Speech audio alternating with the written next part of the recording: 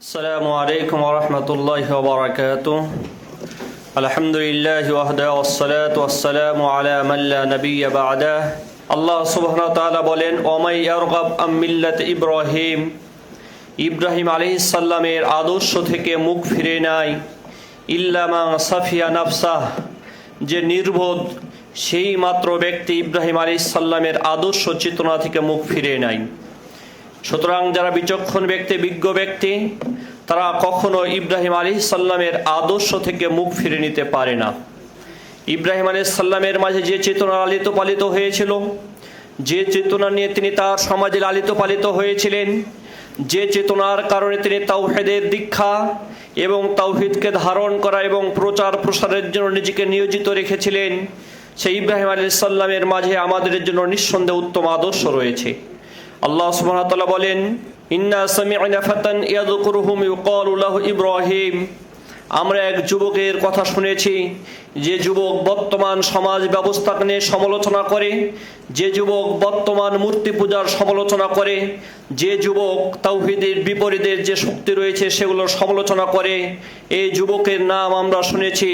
সেই যুবকের নাম হচ্ছে ইব্রাহিম আলাইহিস সালাম। তথা ইব্রাহিম আলাইহিস সালাম তিনি এমন একজন যুবক ছিলেন, এমন এক চেতনাধারী ব্যক্তি ছিলেন, যে তৎকালীন সমাজ ব্যবস্থার বিপক্ষে অবস্থান নিয়েছিলেন, তৎকালীন সমাজ ব্যবস্থার বিপরীতে তার নিজের অবস্থানকে প্রস্ফুটিত করেছিলেন। সেই ইব্রাহিম আলাইহিস সালামের মাঝে আমাদের উত্তম আদর্শ রয়েছে। সেই রাসূল ইব্রাহিম আলাইহিস সালামের ধারাবাহিকতায় আল্লাহ সুবহানাহু ওয়া তাআলা তিনি আমাদের নবী মুহাম্মদ সাল্লাল্লাহু আলাইহি ওয়াসাল্লামকে প্রেরণ করলেন।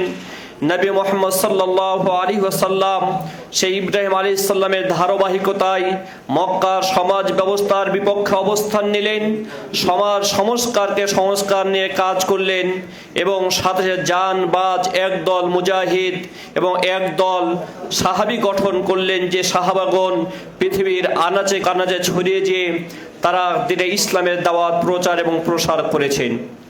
আপনাদের অজানা নয়, মুহাম্মদ বিন কাসিমের মাধ্যমে যখন ভারত উপমহাদেশে ইসলামের দাওয়াত আসলো এবং ইসলামী শাসন ব্যবস্থা প্রতিষ্ঠিত হলো, এরপরে মুহাম্মদ বিন বখতিয়ার খিলজির মাধ্যমে ভারত উপমহাদেশে ইসলামী শাসন ব্যবস্থা প্রতিষ্ঠিত হলো। এরপরে দীর্ঘদিন ইসলামী শাসন ব্যবস্থার মাধ্যমে ভারত উপমহাদেশ পরিচালিত হয়েছে, যদিও এর মাঝে কিছু শাসক বর্গ ছিলেন যারা শিয়া চিন্তা চেতনায় নিজেদেরকে লালিত পালিত করেছিলেন। শিয়া মতদর্শ আমাদের সমাজে ছড়িয়ে পড়েছিল কিছু শাসকের মাধ্যমে। এরপরে আমাদের সমাজে একটি ইসলামী সমাজ ব্যবস্থা ছিল, কিন্তু 1757 পলাশির যুদ্ধের মাধ্যমে মুসলিমদের পরাজয়, এরপরে সর্বশেষ 1764 মুসলিমদের পরাজয়ের মাধ্যমে বাংলার থেকে, বিশেষ করে ভারত উপমহাদেশ থেকে একেবারে মুসলিমদের সব কিছু করগত করে নিল আপনাদের সেই ইংরেজ বাহিনী। ইংরেজদের মাধ্যমে সেই ভারত উপমহাদেশ আবার শাসিত হতে লাগলো, শোষণ হতে লাগলো। সে অবস্থায় তৎকালীন সময়ে যারা আলেম ওলামা ছিলেন, বিশেষ করে আহলুল হাদিস পন্থী যারা আলেমরা ছিলেন, এবং এছাড়াও আরও যারা বিভিন্ন মতদর্শী আলেম, তারা দেখলেন ইসলামকে রক্ষা করার জন্য কিছু করা দরকার। সেই লম্বা ইতিহাস আপনারা এগুলো দেখতে পাবেন। ভারত উপমহাদেশে ওলামাগণ কিভাবে স্বাধীনতার চেষ্টা করেছেন, সেই ধারাবাহিকতাতে 1831 সালে বালাকোটের যুদ্ধ সংগঠিত হয়, যে যুদ্ধের মাধ্যমে আহলুল হাদিস এবং অন্যান্যরা মিলে ভারত উপমহাদেশে জুলুম নির্যাতনের বিপক্ষে ইসলামকে প্রতিষ্ঠা করা এবং শান্তি প্রতিষ্ঠার জন্য তারা কাজ করে গিয়েছেন।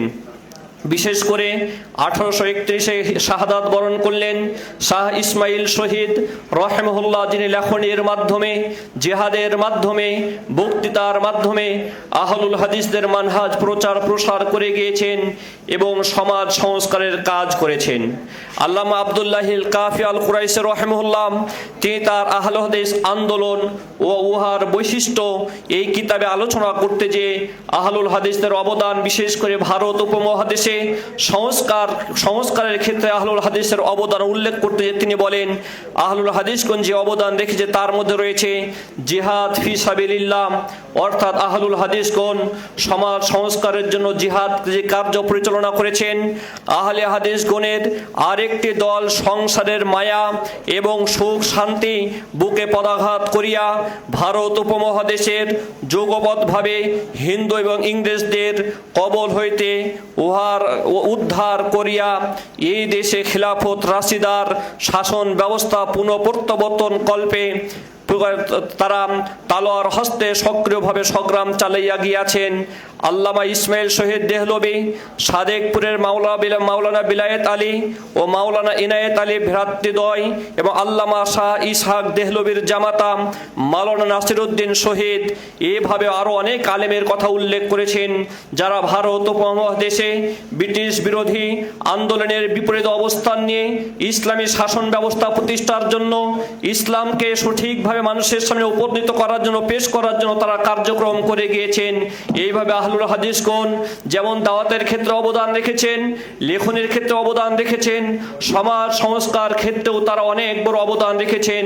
কিন্তু দুঃখের বিষয় হলো সত্য, আজকে আমরা সেই আহলুল হাদিস যাদের রক্তে সেই ঐতিহাসিক আহলুল হাদিসদের ধারা রয়েছে, যারা ঐতিহাসিক সে আলেমদের আমরা লালন করি, যে ঐতিহাসিক আলেমদেরকে আমরা উল্লেখ করে থাকি, কিন্তু তাদের সেই চিন্তা জন্য আজকে আমাদের কাছ থেকে বিলীন হয়ে গিয়েছে। আজকে আমরা সংস্কারকে ভুলে গিয়েছি, সংস্কার থেকে দূরে সরে গিয়েছি। আমরা আজকে মুষ্টিমেয় কিছু কর্মকাণ্ডের মাঝে নিজেদেরকে সীমাবদ্ধ রেখেছি, যেটা আজকে আসলে আমাদের জন্য দুঃখের।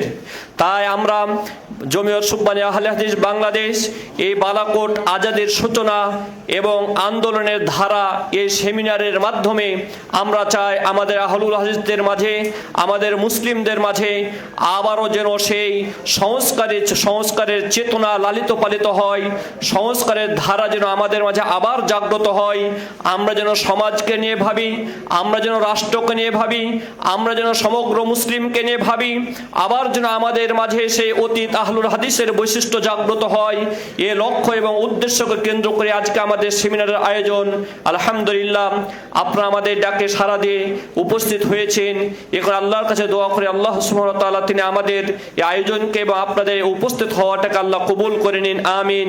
সাথে সাথে আপনাদের প্রতি উদাত্ত আহ্বান, আমাদের এই সেমিনার শেষ পর্যন্ত আপনারা থাকবেন ইনশাআল্লাহ। এর মাধ্যমে আপনারা কিছু জ্ঞান সংগ্রহ করতে পারবেন, যে জ্ঞান থেকে ইনশাআল্লাহ আশা করি আমরা আমাদের সংস্কার কেন্দ্রিক মন মানসিকতা কিছুটা হলেও পরিবর্তন আসতে পারে ইনশাআল্লাহ।